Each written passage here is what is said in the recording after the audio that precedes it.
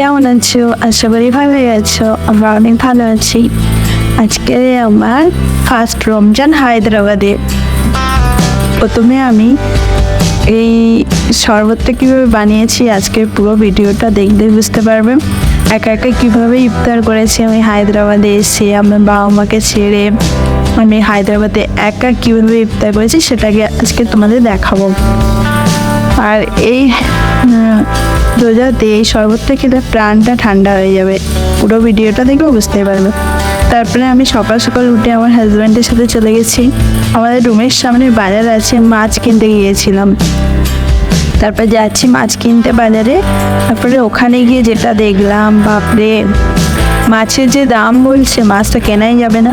তারপর আমরা যাচ্ছি, দেখতে পাচ্ছি বাজারে চলে এসেছি। আমার রুমের সামনে বাজার আছে।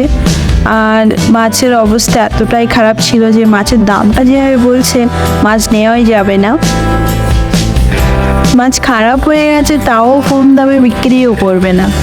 আর একটাই দোকান ছিল ওখানে। তারপর ওখান থেকে আমরা চলে এসেছি। এসে বাড়িতে বিকাল হয়ে গেছে, আমি ইফতারে জোগাড় করতে বসে গেছি। এখানে আমি সিঙ্গাড়াটা বানাতে ট্রাই করছি। আর এটা আমার হাজব্যান্ড থেকে এত হাসছিল যে তুমি এটা কী করছো। আমি বলছি আমি তো পারি না, ট্রাই তো করতে পারি, যেহেতু ঘরে খাবো। পুরো ট্রাই করে দেখছিলাম আমি বানাচ্ছি। তারপরে আমার সব সিঙ্গাড়াগুলো একটা একটা করে বানিয়ে ভাজতে বসে যাব। মুড়ে নিচ্ছি। প্রথমে আমি আলু পোটগুলো সিদ্ধ করে সব রকম মশলা দিয়ে মাখিয়ে তারপরে সিঙ্গাড়ার ভিতরে ওগুলো দিয়েছি। ওই যে আমার বাড়িতে করতে পারে, এমনি রোজার মাসে তো সব বাড়িতে ভাজা পেঁয়াজি চপ এগুলো তো থাকেই। তারপরে আমি এখানে আমার বর রেগে মাছ দেখে চিকেন নিয়ে চলে এসেছি। মাছ খাবো না, এত দাম বলছে। হায়দ্রাবাদের মাছ লোক খেতেই চায় না, এরাও চিকেনটা বেশি খায়। সেই জন্য মাছের দামটা এতটাই বেশি। মাঝে সাঝে আনে একজন দুজন, তা এতটাই বেশি বলে নেওয়াই যাবে না। তারপরে আমি হাত ঘষে সব রকম মশলা দিয়ে আমি বসিয়ে দিয়েছি। চিকেনের কালারটা দেখো কতটা সুন্দর এসছে। অনেকে বলে চিকেনটা ভালো হয় না এমন করে রান্না করলে।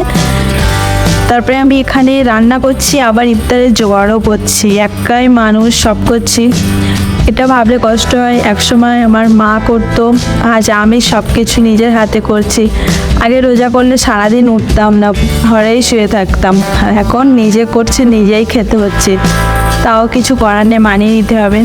প্রথমে আমি সাবুদানাটা ভালো করে সিদ্ধ করে নিয়েছি পানি দিয়ে। তারপরে 300 গ্রাম মতো দুধ ছিল, সেটাকে ফুটিয়ে 100 গ্রাম করে নিয়েছি। তারপরে আমি বেদানা, আপেল, তরমুজ, এখানে আছে খেজুর, সব কলা, সব কিছু ছোটো ছোটো করে আমি কেটে এর সাথে মাখিয়ে নেবো। দিয়ে তারপরে এখানে আমি বরফটা দেবো না, সরাসরি বরফের যে পানিটা আছে বরফ থেকে পানি গলিয়ে নিয়েছি। দিয়ে সেটাকে 1 চামচ মতো পানি দেবো। তারপর 1 চামচ মতো চিনি দিয়ে ভালো করে ফাটিয়ে নেবো। এটা খেলে সারাদিন পরে রোজা করলে এনার্জি মানুষের থাকে না, কিন্তু এটা খেলে বিশ্বাস করে এটা খুবই ভাইরাল একটা শরবত। আর এটাকে আমি বাড়িতে ট্রাই করে দেখছি, খুবই সুন্দর লেগেছে। এনার্জিটা আসবে সারাদিন পরে, যে মানুষের এনার্জি থাকে না রোজা করলে, যে একটা নার্ভাস ফিল হয়, এটা খেলে কিন্তু সেই নার্ভাসটাই চলে যায় সারাদিন পরে। তারপর আমি সবগুলো ফেটে নিচ্ছি ভালো করে।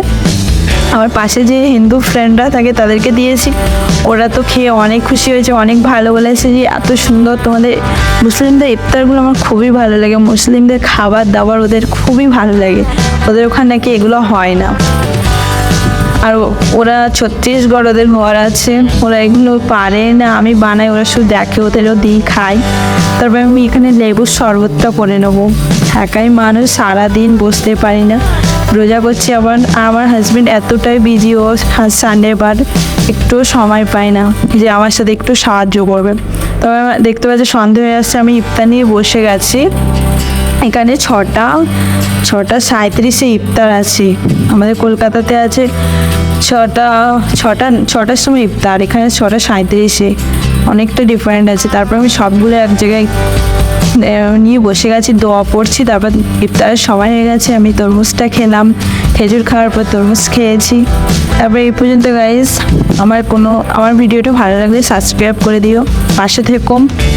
আল্লাহ হাফেজ।